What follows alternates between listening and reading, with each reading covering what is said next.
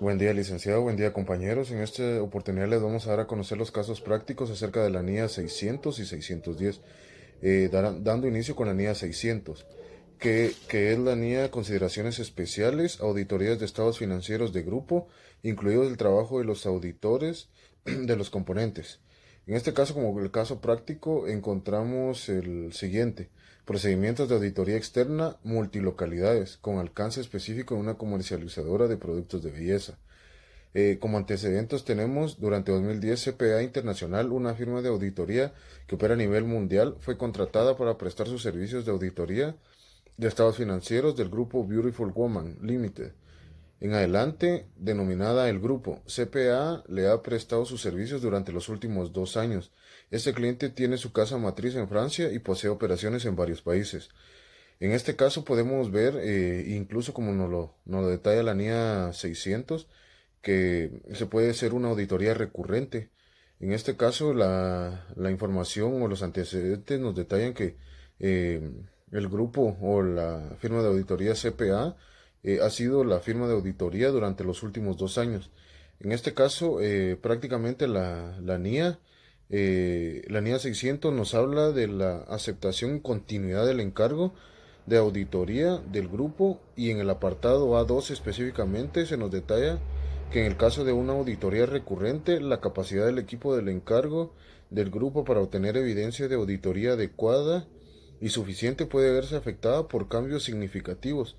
Un ejemplo de estos cambios puede ser el cambio de las actividades empresariales de los componentes, que son significativos para el grupo. Por lo tanto debe tener en cuenta estos cambios para poder aceptar el encargo de forma recurrente. Como se los decía anteriormente, el auditor debe evaluar estas son una de varias que menciona la norma para poder aceptar el encargo. Tenemos también planeación del equipo de auditoría del grupo.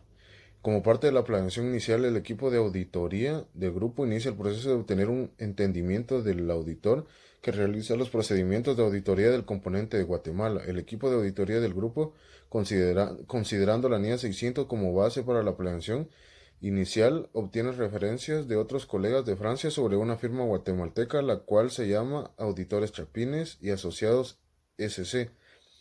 En este caso, la NIA 600, en el apartado A22 específicamente, nos habla sobre la estrategia global de auditoría y planeación de auditoría, en donde nos detalla que la revisión por el socio del encargo del grupo de la estrategia global de auditoría del grupo y del plan de auditoría del grupo es una parte importante del cumplimiento de sus responsabilidades de dirigir el encargo de auditoría del grupo. En este caso, puede variar o el auditor deberá realizar los mismos procedimientos, aún así, si se realiza una auditoría recurrente, e incluso por lo que se detallaba anteriormente de las cuestiones que pueden cambiar.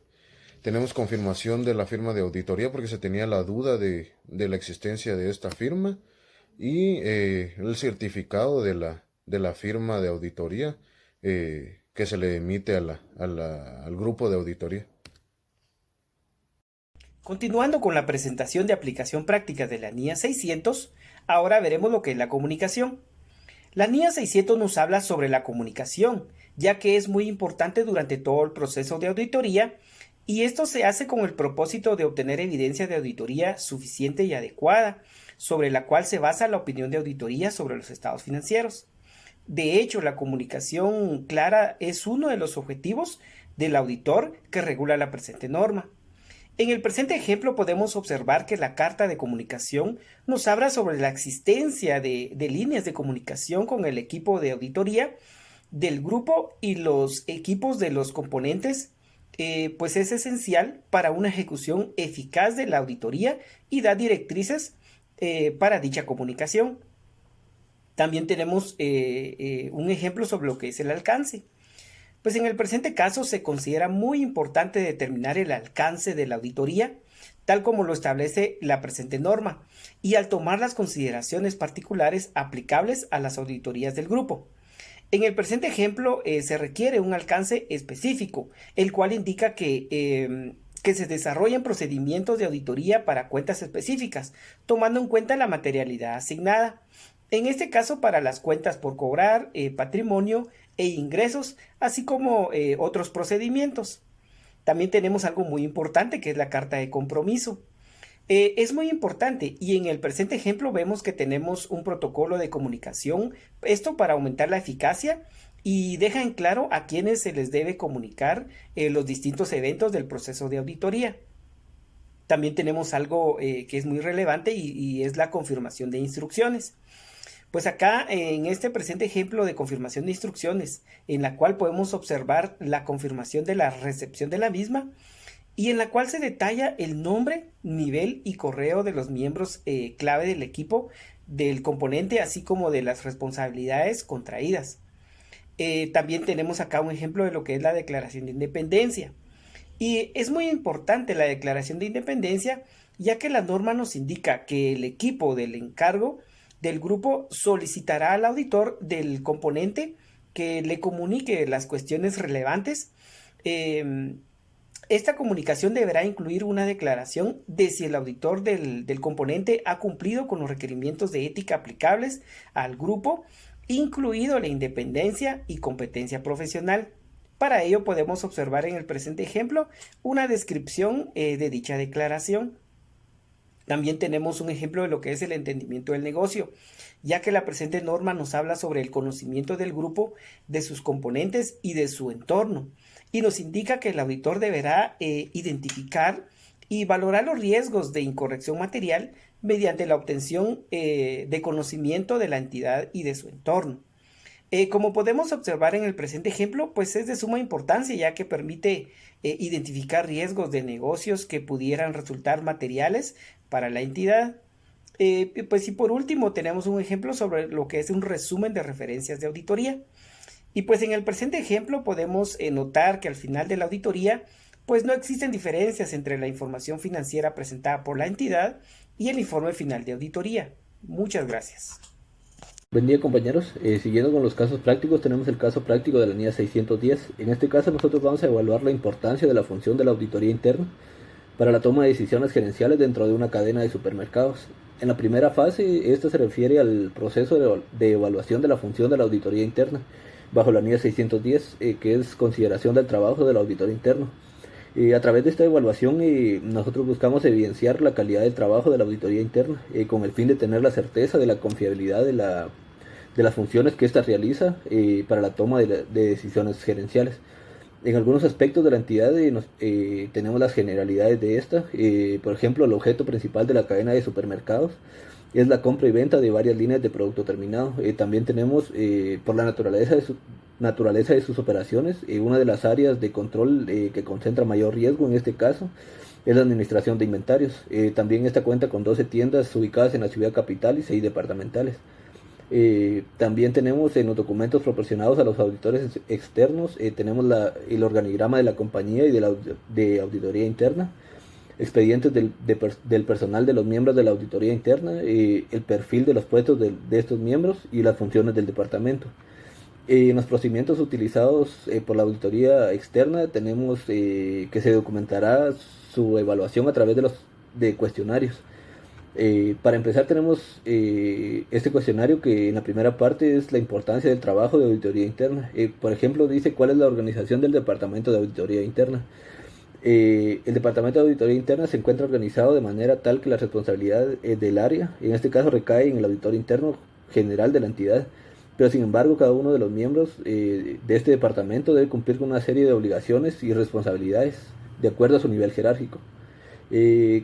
Como conclusión a este cuestionario de la auditoría interna, pudimos observar que la labor que realiza el departamento de auditoría interna cuenta con la debida planeación y supervisión necesaria en cuanto a la naturaleza, la oportunidad y el alcance de las pruebas efectuadas, y consideramos que se encuentra de acuerdo a las actividades de la entidad.